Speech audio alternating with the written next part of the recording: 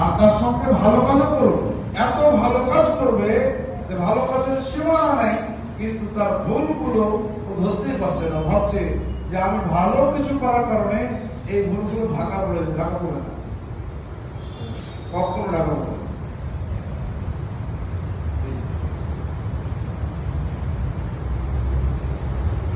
যেমন ইস্তেগফার লাগে গুনাহগুলোর উপরে অনুতপ্ত হওয়া, সেই রকমই গুনাহকে মাফ করাতে হলে পরে তওবা করতে হবে। ইস্তেগফার আলাদা, তওবা আলাদা। তওবা কি? তওবা এই যে ভুলটা হয়েছে সেই ভুলটাকে ঠিক করতে হবে। ভুল হয়েছে, নত হয়েছি, আল্লাহর কাছে ইস্তেগফার করেছি, না, এটা হবে না, কখনো হবে না। হযরতে মুসা আলাইহিস সালামকে ইবলিস আজাজিল বলেছিল যে মুসা, তুমি তো কালিমুল্লাহ, আল্লাহর কাছে বলবে যে আল্লাহ যেন আমি যা গুনাহ করেছি আমি অনুতপ্ত হয়েছি, আর আমার ইবাদত এত বেশি যে ইবাদতের কোনো সীমা নেই, অতএব আপনি আল্লাহর কাছে একটা দরখাস্ত করবেন, আল্লাহ যেন মাফ করে দেয়। কালিমুল্লাহ ছিলেন, আল্লাহর সঙ্গে যোগাযোগ ছিল, আল্লাহর সাথে কথা বলবেন, হে আল্লাহ, ইবলিস আপনার কাছে নিজের ইস্তেগফার পেশ করেছে, নিজের নত হয়েছে যে না আমার ভুল হয়েছে।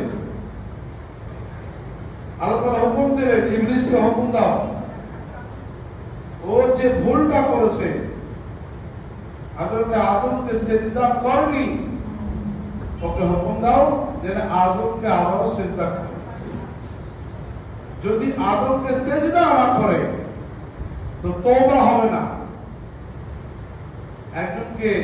একজনের সম্পদ লুটপাট করেছে, একজনকে গালি দিয়েছে, একজনের নামে গীবত করেছে, একজনের বদনাম রটিয়েছে, আর সে আল্লাহর সামনে দাঁড়িয়ে বলবে আল্লাহ ভুল হয়ে গেছে, মাফ করে দাও, বলে কখনো মাফ করবে না। মাফ করার জায়গা ওখানে যাও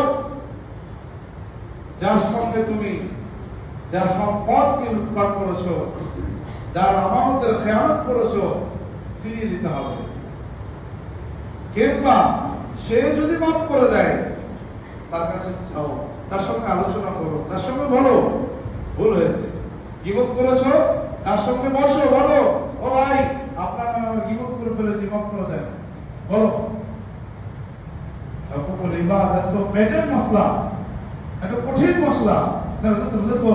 আল্লাহ তাবারক ওয়া তাআলা হযরতে মুসা আলাইহিস সালামকে বলছেন ইবলিসকে বলার জন্য, ইবলিসকে বলো ও যাতে হযরতে আদম আলাইহিস সালামের কবরে যে সিজদা করে, যাও সিজদা করো। ইবলিস সিজদা করে।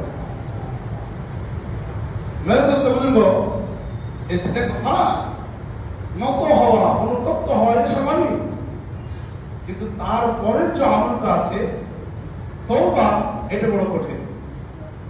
এমন কিছু কাজ হয়ে যায় জীবনে যেগুলো তওবা করার আর জায়গা আমাদের সামনে থাকে না, কারণ এমন পজিশন তৈরি হয়ে যায় যেটা করতে যান অনেক কিছু আপনাকে